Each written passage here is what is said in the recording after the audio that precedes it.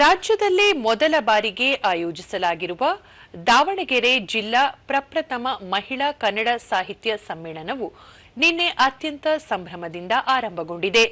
ಸಮ್ಮೇಳನದ ಉದ್ಘಾಟನೆಗೂ ಮುನ್ನ ನಗರದ ಮೋದಿ ಸರ್ಕಲ್ನಿಂದ ಕನ್ನಡ ಭವನದವರೆಗೆ ತಾಯಿ ಭುವನೇಶ್ವರಿಯ ಭಾವಚಿತ್ರದೊಂದಿಗೆ ಸಮ್ಮೇಳನದ ಸರ್ವಾಧ್ಯಕ್ಷೆ ರಾಜಯೋಗಿನಿ ಬ್ರಹ್ಮಕುಮಾರಿ ಲೀಲಾಜಿ ಅವರನ್ನು ಭವ್ಯ ಮೆರವಣಿಗೆಯಲ್ಲಿ ಕರೆತರಲಾಯಿತು.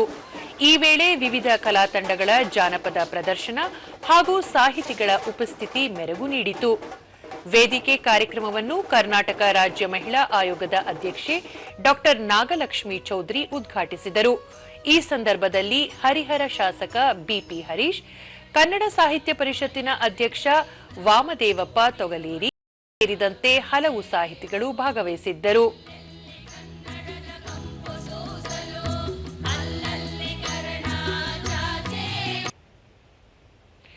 ಬಳಿಕ ಡಾ ನಾಗಲಕ್ಷ್ಮಿ ಚೌಧರಿ, ಖಡ್ಗಕ್ಕಿಂತ ಲೇಖನಿ ಹರಿತವಾದದ್ದು ಎಂಬ ಮಾತಿನಂತೆ ಮಹಿಳಾ ಬರಹಗಾರರ ಲೇಖನಿಗಳು ಸಮಾಜದಲ್ಲಿ ಕ್ರಾಂತಿಯನ್ನುಂಟು ಮಾಡಬೇಕು.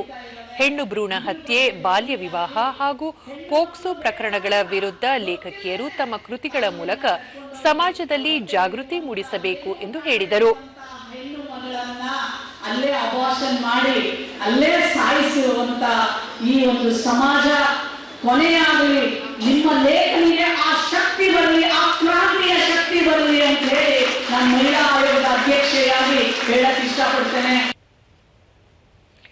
ಬಿಪಿ ಹರೀಶ್, ಮಹಿಳಾ ಕನ್ನಡ ಸಾಹಿತ್ಯ ಸಮ್ಮೇಳನ ದಾವಣಗೆರೆಯಲ್ಲಿ ಪ್ರಥಮ ಬಾರಿಗೆ ಆಯೋಜನೆಗೊಂಡಿರುವುದು ಹೆಮ್ಮೆಯ ವಿಷಯ. ಮಾಜಿ ಸಚಿವೆ ದಿವಂಗತ ನಾಗಮ್ಮ ಕೇಶವಮೂರ್ತಿ ಅವರು ದಾವಣಗೆರೆಯಲ್ಲಿ ಮಹಿಳಾ ತಂಡಗಳನ್ನು ರಚಿಸಿ ಸಮಾಜಮುಖಿ ಕಾರ್ಯಕ್ಕೆ ನೀಡಿದ ಕೊಡುಗೆಯನ್ನು ಸ್ಮರಿಸಿದರು. ಅದರ ಕೀರ್ತಿ ಈ ಎಲ್ಲ ವ್ಯವಸ್ಥಾಪಕರಿಗೆ ಅಕ್ಕ ರಾಜಯೋಗಿನಿ ಬ್ರಹ್ಮಕುಮಾರಿ ಲೀಲಾಜಿ ಅಕ್ಕರವರ ತಂಡಕ್ಕೆ ಸಲ್ಲಿಸುತ್ತದೆ. ರಾಜಯೋಗಿನಿ ಬ್ರಹ್ಮಕುಮಾರಿ ಲೀಲಾಜಿ 12ನೇ ಶತಮಾನದಲ್ಲೇ ಶರಣರು ಮತ್ತು ಅಕ್ಕ ಮಹಾದೇವಿಯವರು ಮಹಿಳೆಯರಿಗೆ ಸಮಾನತೆ, ಸಾಹಿತ್ಯ ರಚನೆ ಹಾಗೂ ಕವನ ಬರೆಯುವ ಸ್ವಾತಂತ್ರ್ಯ ನೀಡಿದ್ದರು. ಆದರೆ ಇಂದು ನಾವು ಶರಣರ ವಚನಗಳನ್ನು ಜೀವನದಲ್ಲಿ ಅಳವಡಿಸಿಕೊಳ್ಳಲು ವಿಫಲರಾಗುತ್ತಿದ್ದೇವೆ ಎಂದು ಕಳವಳ ವ್ಯಕ್ತಪಡಿಸಿದರು. ಕೇವಲ ವೈರಾಗಿಯಾಗಿ ಹೋಗುವಂಥದ್ದು ಮಾತ್ರ ಅಲ್ಲ, ಗೃಹಸ್ಥ ಸಂಸಾರದಲ್ಲಿ ಇರುವಂತಹ ಎಲ್ಲ ಜನರಿಗೆ ಮಾರ್ಗದರ್ಶನ ನೀಡಿದರು.